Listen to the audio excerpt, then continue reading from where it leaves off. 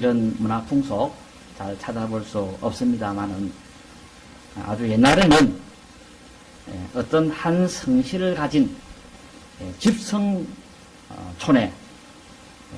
다른 성을 가진 사람이 그 마을에 살고자 하면 그냥 되어지는 것은 아니고 그 마을에 허락을 받아야 되었던 때가 있었습니다. 이런 풍습은 왜 있었는가 할 때 이유는 아마 그 동네를 행복하게 하고 보존하기 위한 그런 목적 때문으로 봐집니다. 어떤 나그네가 그 동네 살기를 원하면 그러면 그 동네 사람들은 이 나그네가 우리 동네의 주민들과 같이 살아도 될 사람인가 아니면 우리 동네를 해치는 위험한 인물인가 아마 분석을 하게 될 겁니다.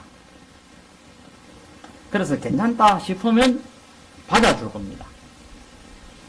혹시 들리는 소문에 살인을 했다든지 혹은 손버릇이 나쁘다는 그런 평이 있는 사람이라든지 혹은 나쁜 전염병에 걸려져 있다든지 하면 아마 그 동네에서 받아두려고 하지 않을 것입니다.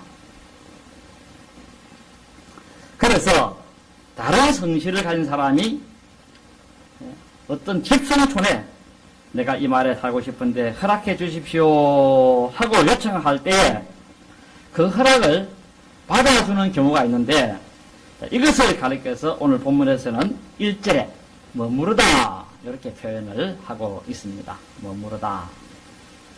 이 머무르다 하는 이 말의 히브리 말은 구르라는 단어입니다. 구르. 이 구르라는 이 단어는 혈족이 아닌 사람들 사이에 사는 것을 말합니다. 혈족은 아닌데 그 마을 사람들이 다른 성씨를 가졌지만은 받아주어서 거기 머물러 사는 것을 가리켜서 구르라 이렇게 표현을 합니다. 그래서 사람이 그 마을에 머물러 살려면 엄격한 조사를 거쳐서 그 사람이 그 마을에 좋은 일을 할 사람같이 보이고 착한 일을 할 사람처럼 보이는 그런 평이 있어야 그 마을에 살게 되는데 오늘 본문의 이야기도 이런 그림을 가진 내용으로 보면 되겠습니다. 1절에 보면 여호와여 주의 장막에 머무를 자 누구오며 주의 성산에 사는 자 누구오니까. 여기서 다윗은 하나님의 마을을 방문할 때 혹은 하나님의 집에 방문을 해 가게 될 때 그 하나님께서는 어떤 사람을 머무르게 해 주시게 되어지는가. 즉 하나님께서는 자기 집을 방문하고 자기 마을을 방문할 때에 어떤 사람을 한 데에서 그래 내 집에 너는 유해라 그렇게 해주시는가 할 때 그 조건은 바로 2절로부터 5절까지 행실을 가진 사람이라는 것입니다. 그리고 또 한 가지 더 질문하는 것이 있습니다. 다윗이 두 가지 질문을 하는데 1절에서 또 한 가지 질문은 뭐냐면 주의 성산에 사는 자 누구니까 그랬습니다. 이것도 하나의 질문입니다. 자, 이것의 질문의 그림도 이렇습니다. 어떤 사람이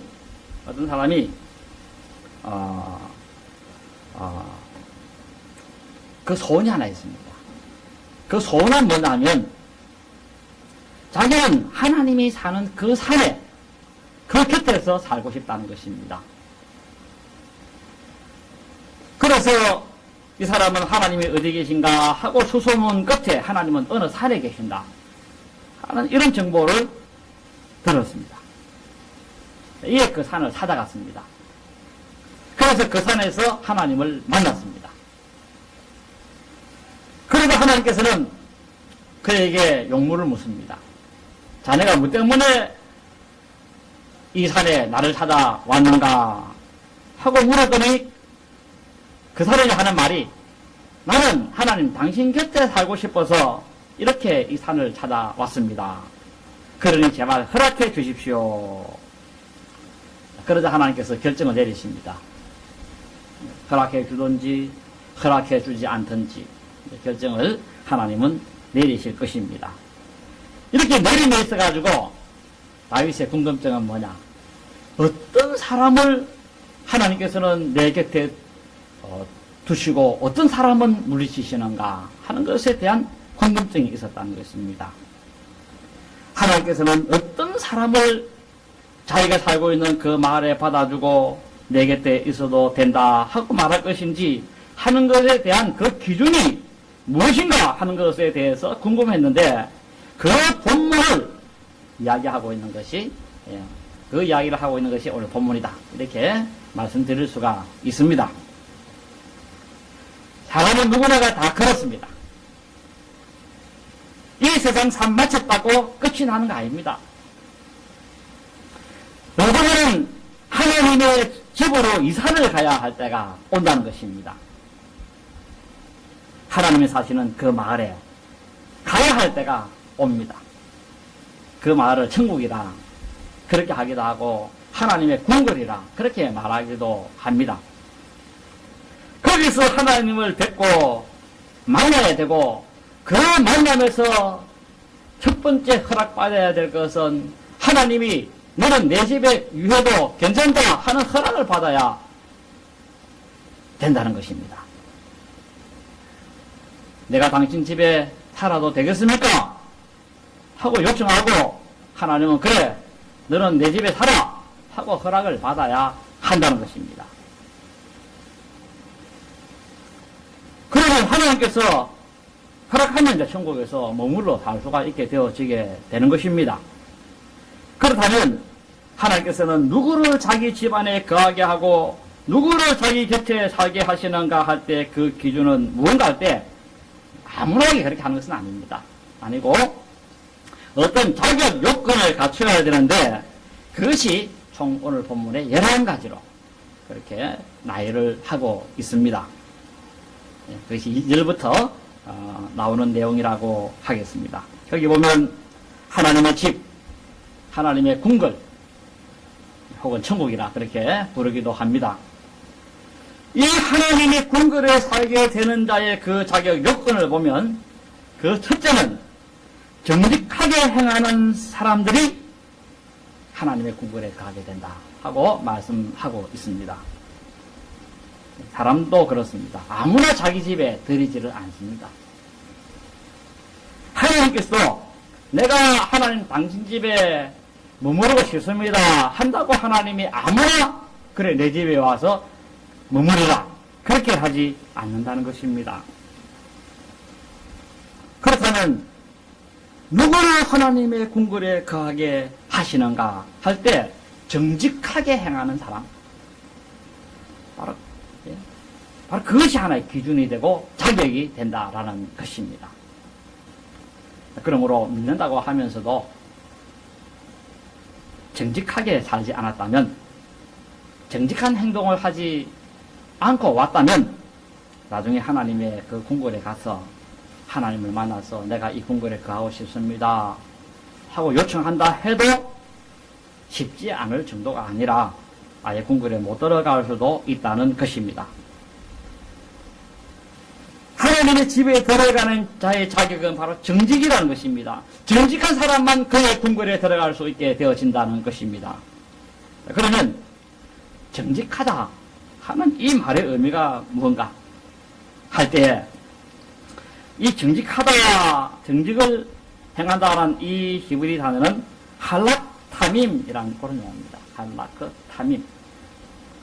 그 의미는 올바르게 행동하는 것을 두고 말합니다. 영어로는 uprightly. 똑바른 행동을 하는 사람.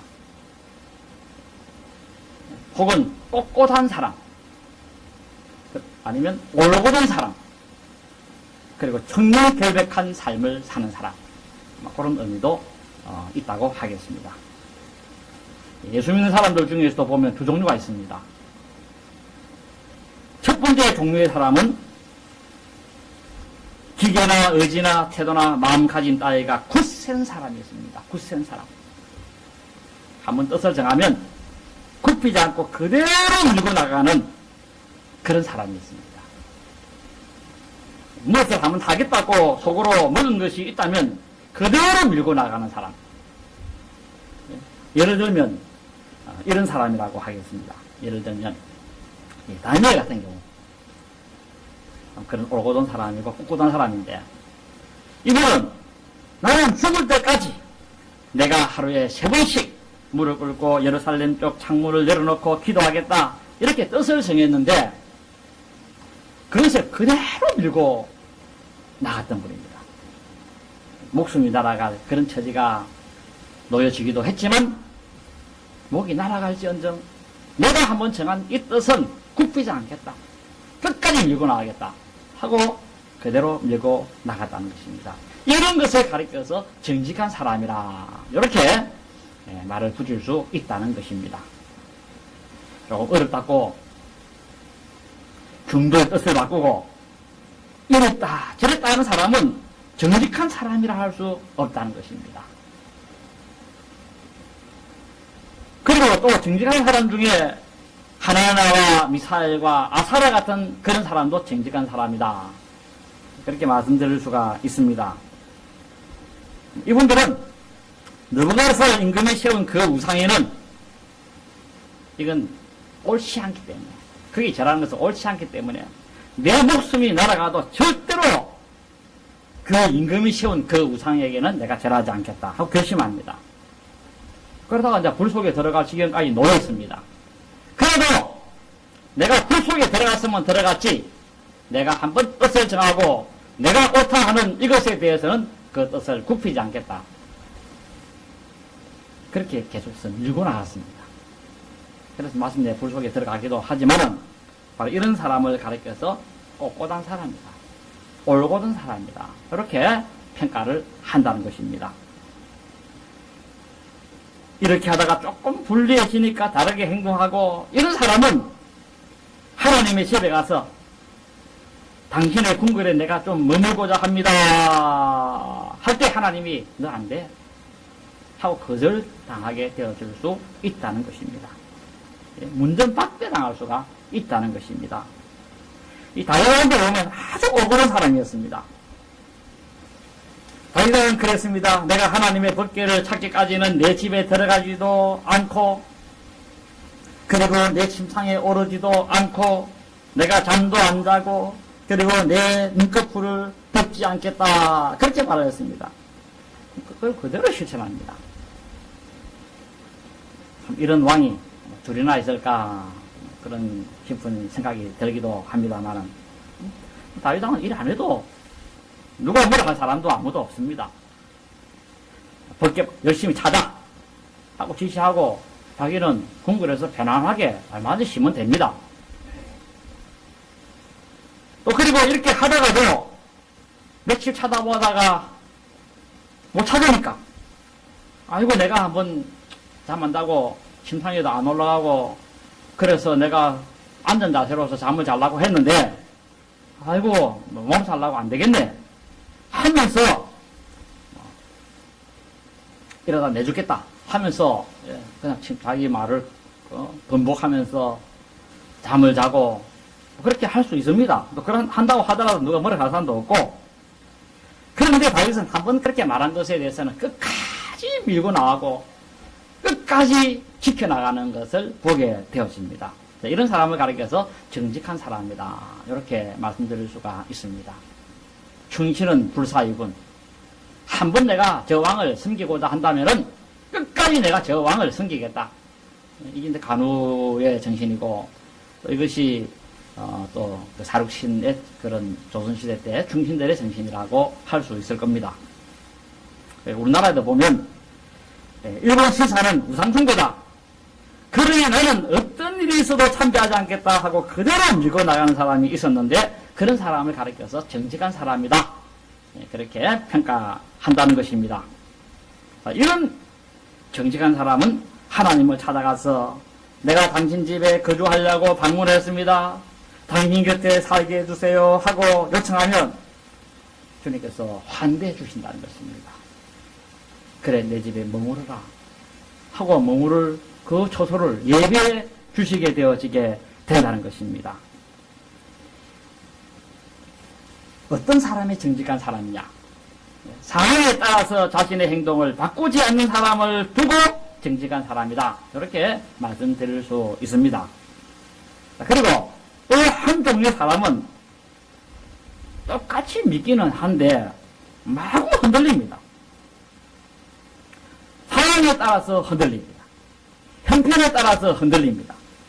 상황이 좋으면 예배를 잘 드렸다가 상황이 어려우면 예배를 안 드렸다가 형편이 좋으면 헌금을 했다가 형편이 어려우면 안 했다가 힘들면 기도 열심히 하다가 조금 뭐가 편안하고 형통하고 잘 되면 기도를 안 했다가 언제나 사시나무처럼 흔들흔들 강원도에 가면은 흔들나이가 있는데 조금만 흔들면 나오면 밀리버려.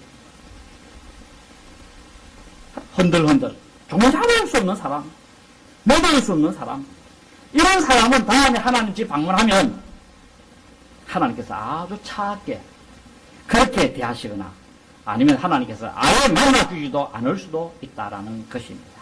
이걸 참 명심해야 됩니다. 그리고 혹 하나님께서 만나준다 하더라도 하나님 번거리도 안 되려버리고 저 빈방 끝에 아무 곳에나 그 살아라 하고 하나님 그렇게 할 수도 있다라는 것입니다. 오늘은 이 땅에 하나님의 집을 방문해야 될 사람들입니다. 그때 하나님께서는 저나 여러분이 정직했나 안 했나를 보시게 될 겁니다. 그러므로 내가 하나님 앞에서나 사람 앞에서나 한 번 하겠다고 가진 마음이 그것이 바뀌면 안 되겠다라는 것입니다. 다니엘처럼 한 번 내가 고기 안 먹겠다 결심하면 끝까지 밀고 나가는 뚝심이 우리 신앙생활 속에서도 있어야 한다는 것입니다. 바로 이런 사람을 우리 하나님은 측근에 두기를 원하시고 이런 사람을 사용하기를 원하시고 이런 사람을 자기 집에 머물게 하기를 원하신다라는 것입니다. 상황 따라 흔들리는 정직하지 못한 사람은 하나님 앞에 가면 문전박대를 당할 수 있는 이 사실을 오늘 다윗은 우리들에게 밝혀주고 있습니다. 하나님 내 알지요. 내가 왔습니다 하는데 하나님이 얼굴도 안 내밀고 내밀 한 번도 안 적 없다. 이래버리면 정말 낭패나지 않겠습니까? 그러므로 우리가 이 세상 살 때에 정직하게 잘 살 수 있는 정직하게 행동하는 여러분 되시기를 진심으로 바랍니다. 이제 두 번째, 하나님께서 자기 집을 방문할 때 그 궁궐에서 환대하면서 받아줄 자는 누구냐 하면 공의를 실천한 사람을 환대해서 받아주겠다. 그렇게 말씀하고 있습니다. 여기 공의를 행한다는 이 말은 이 공의, 체데크라는 말입니다. 체데크. 이 공의라고 하는 체데크는 두 가지 의미가 있습니다. 첫째는 개개인 사이의 훌륭한 관계성을 말한다 하고 그렇게 언어학자들이 풀이를 했습니다. 이 체데크는 바로 개개인의 훌륭한 관계성. 그래서 공의를 실천하는 사람이라 할 때 그 의미는 뭐냐 할 때 믿는 형제끼리 두루두루 원만하게 잘 지내는 사람, 그런 사람을 두고 말한다 하고 이 용어를 해석하는 사람이 있습니다. 원수적인 사람이 없이 적대적인 사람을 두지 않고 사는 사람, 이런 사람을 공의로운 사람이라 이렇게 말씀을 드릴 수 있습니다. 인간관계를 잘 유지하는 그런 사람을 하나님은 귀하게 보신다라는 것입니다. 하나님의 집을 방문할 때에 인간관계를 잘 가져간 사람은 하나님께로부터 환대를 받게 될 것이다 라는 것입니다. 그러므로 여러분들은 이런 말씀을 통해서 장차 하나님을 만날 것을 우리가 참 예비하는 그런 마음으로 믿는 사람이나 믿지 않는 사람이나 인간관계를 잘 유지하는 여러분 되시기를 진심으로 바랍니다. 사이좋게 지내고 친밀하게 지내고 화목하게 지내고 이것이 참 제대글을 행하는 사람이다. 이렇게 보시면 되겠습니다. 두 번째, 이 공의롭다 하는 이 의미는 뭐냐면 하나님의 말씀을 규범과 일치하는 삶을 사는 그런 사람을 두고 공의로운 사람이다. 이렇게 평한다는 것입니다.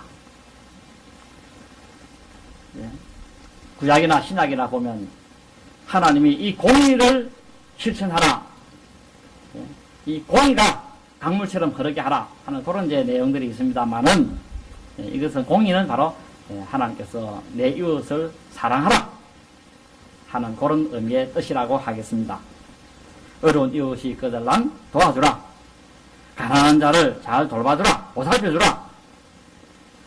그 가난한 자에게 돈 들어간 것이 있다고 한다면 내가 갚을 것이다. 그렇게 하나님께서 말씀하신 것도 있습니다. 자, 그래서 이렇게 내 이웃의 어려운 사람, 발을 동동 굴리는 사람, 힘들어서 고달파 하는 그런 사람들을 잘 돌보는 그런 사람을 가리켜서 공의로운 사람이다. 그렇게 말씀을 붙일 수가 있습니다. 이 가난한 사람을 돕는 일에 가장 모범적인 구약 인물 한 사람이 있다면 아마 욥을 들 수가 있습니다. 아마 욥만큼 공의로운 사람이 없지 않았을까 그런 생각이 들기도 한데, 욥은 가난한 사람을 잘 돌봤습니다. 욥기 29장 그 12절부터 15절에 보면 욥이 그런 고백을 합니다. 나는 가난한 자의 고아를 건져내고 가난한 자와 고아를 건져내고 나는 소경의 눈이 되어주고 병약한 자를 도와주고 궁핍한 자의 아비가 되어주고 나그네를 돌아보았다. 그랬습니다. 이런 행위들을 가리켜서 공의로운 행동을 한 사람이다 하고 말할 수 있습니다. 욥처럼 이렇게 공의를 행한 사람이 과연 있을까 할 정도로 참 욥은 정말 공의로운 그런 행동을 한 사람이었습니다. 욥기 31장 한번 읽어보세요. 정말 공의로운 욥의 모습을 보게 될 겁니다. 그래서 이렇게 공의를 행한 사람은 하나님의 성에 방문하면 극진한 하나님의 환대를 그 궁궐에서 받게 될 것에 대해서 말씀하고 있습니다. 아마 다윗 왕도 그랬던 것 같습니다. 다윗 왕도 이민족 중에서, 다른 민족 중에서 내가 당신의 나라에 이민 좀 가면 어떻겠습니까? 하는 그런 제안을 받았던 적이 들어 있었던 걸로 봅니다. 그 중에 한 사람이 이때라는 그런 블레셋의 장군도 그런 분류의 한 사람이기도 합니다만은, 다윗은 누구를 받아주는가? 돈 많은 사람 받아주고 그렇게 안 했습니다. 다윗은 누구를 받아준다면 다른 자격을 본 것이 아니라 그 사람이 공의를 행하는 사람인가 아닌가 하는 기준을 가지고 판결을 했다는 것입니다.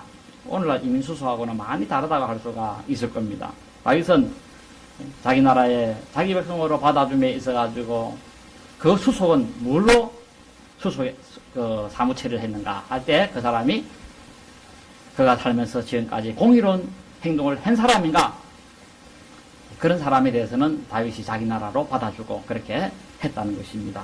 여러분들, 우리가 하나님 나라 가면 하나님께서 여러분들을 궁궐에서 맞이할 때에 공의를 행했나 행하지 않았나 하는 얘기에 따라서 하나님 앞에 한 대 받을 수도 있고 한 대를 못 받을 수 있다는 사실을 기억하시고 이 땅에 사는 동안에 공의를 잘 실천하는 여러분 되시기를 진심으로 바랍니다.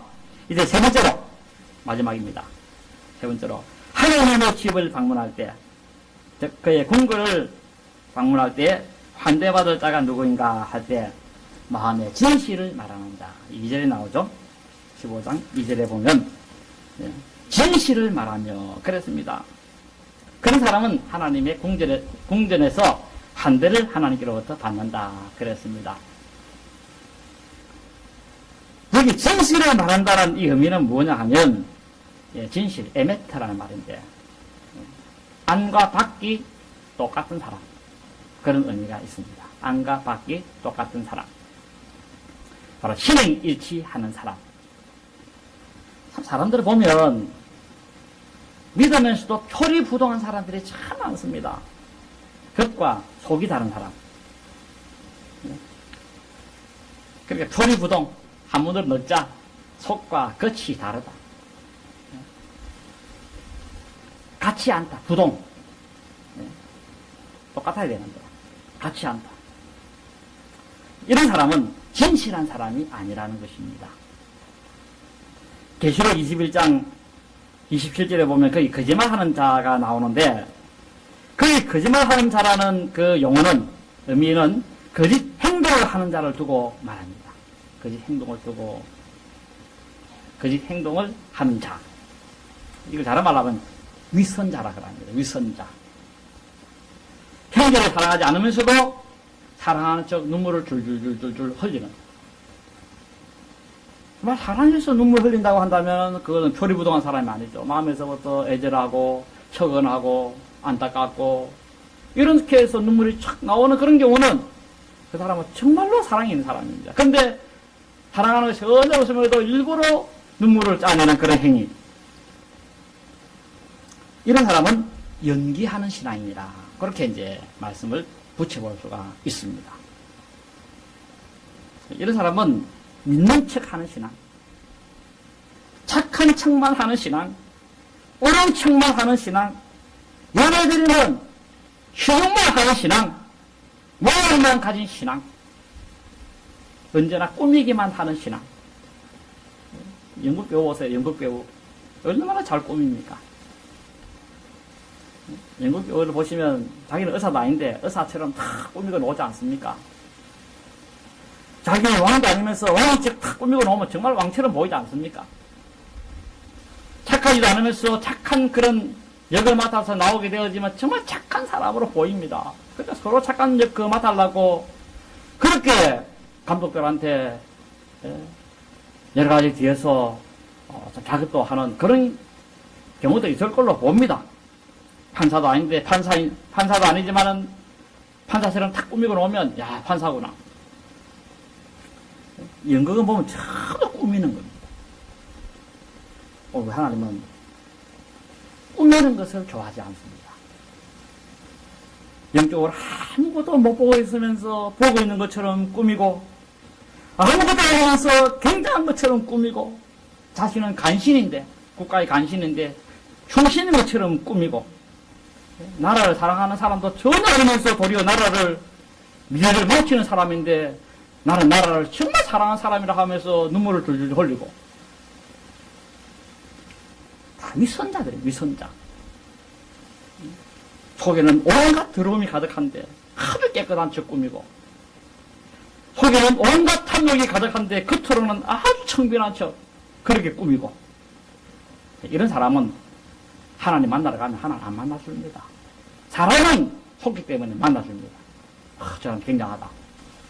근데 하나님 나라 가면 하나님 속을 딱 보기 때문에 네가 속에 그렇게 더러운 것이 가득 있으면서도 그것을 속이고 착한 척 하면서 네가 산다고 욕받다 하면서 그러나 너는 나를 만날 수는 없고 나를 속일 수는 없어 하면서 하나님은 안 만나준다라는 것입니다.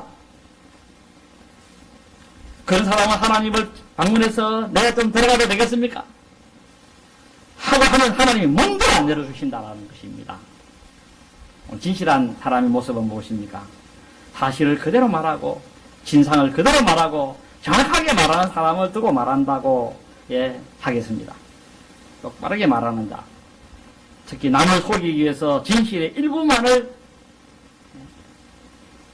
말하지 않는 자, 이런 사람이 바로 진실한 사람입니다. 허침을 품고 말을 하지 않는 사람, 그런 사람이 진실한 사람입니다. 음모를 꾸미는 그런 말을 할 줄 모르는 사람, 그런 사람 진실한 사람입니다. 의도는 그게 아닌데 그런 식으로 의도를 꾸며가지고 말하는 그것은 거짓된 사람입니다. 마음을 속이면서 말하는 사람, 이런 사람은 진실한 사람이라 할 수 없습니다. 그리고 혹은 진실을 말하면 상대방이 싫어할까 싶어가지고 좋은 말만 아첨이나 하고는 아부나 하고 이런 사람은 진실한 사람이 아닙니다. 이런 사람 몇 명만 있으면 교회 망해버립니다. 이런 사람 몇 명만 있으면 나라 망해버립니다.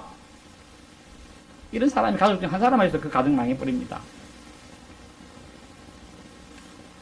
오늘 이런 사람들은 장차 하나님 나라에 하나님 만나 만날 수도 없다는 사실을 오늘 다윗은 여기서 그렇게 하나님의 그런 계명을 지시를 받아가지고 전달하고 있습니다.